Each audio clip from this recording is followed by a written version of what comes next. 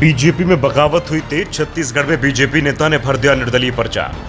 चुनाव प्रक्रिया शुरू होते ही बीजेपी उम्मीदवार बगावत कर मैदान में आना शुरू हुए।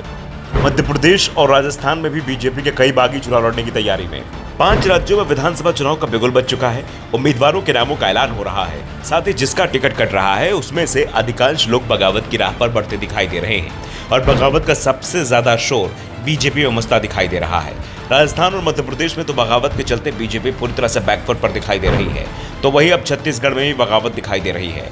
भारतीय जनता पार्टी ने 85 विधानसभा क्षेत्र में प्रत्याशियों की घोषणा भी कर दी है और इसके साथ ही वहां भी बगावत के सुर सुनाई दे रहे हैं। बीजेपी ने डोंगरगढ़ विधानसभा क्षेत्र से विनोद खांडेकर को प्रत्याशी बनाया है। डोंगरगढ़ में बीजेपी के उम्मीदवार की घोषणा होते ही विरोध भी तेज हो गया। खंडेलवाल की उम्मीदवारी से नाराज बीजेपी नेता राजेश श्यामकर ने निर्दलीय चुनाव लड़ने की घोषणा करते हुए अपना नामांकन दाखिल कर दिया।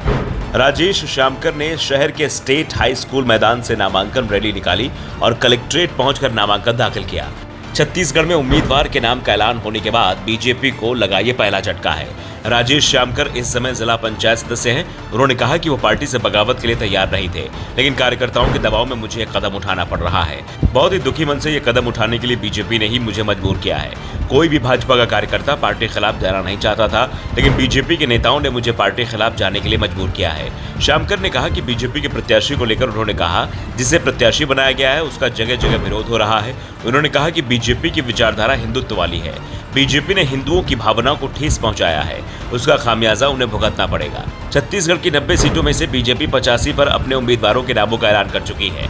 बची हुई 5 सीटों पर भी जल्दी उम्मीदवार घोषित कर दिए जाएंगे, जबकि कांग्रेस की ओर से अभी किसी भी सीट पर उम्मीदवार घोषित नहीं किया गया है। लेकिन दावा किया जा रहा है कि 2-3 सीट छोड़कर कांग्रेस ने सभी सीटों पर नाम तय कर लिए हैं और पार्टी 15 अक्टूबर को उम्मीदवारों के नामों का ऐलान करेगी।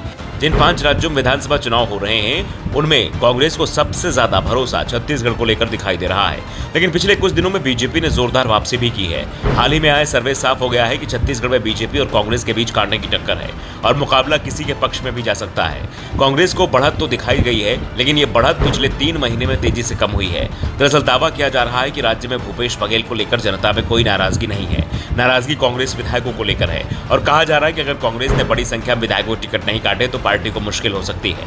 प्रदेश के डिप्टी सीएम टीएस सिंहदेव भी ये बात कह चुके हैं कि लोकल स्तर पर कुछ विधायकों के खिलाफ जनता की सख्त नाराजगी है। ऐसे में कुछ सीटों पर टिकट बदले जा सकते हैं, लेकिन ज्यादा सीटों पर कोई बदलाव नहीं है। सिंहदेव ने यहां तक कहा था कि चुनाव आसान नहीं है और चुनाव आसान होते भी नहीं है। बीजेपी के पास भी अच्छे उम्मीदवार हैं। ऐसे में कांग्रेस चुनाव को हल्के में नहीं ले रही है। फिलहाल लोगों को रविवार का इंतजार है, क्योंकि इसी दिन कांग्रेस की सूची जारी हो सकती है और संभावना इसी बात की है कि इसी दिन बीजेपी भी अपने बचे हुए 5 उम्मीदवारों के नाम का ऐलान कर दे।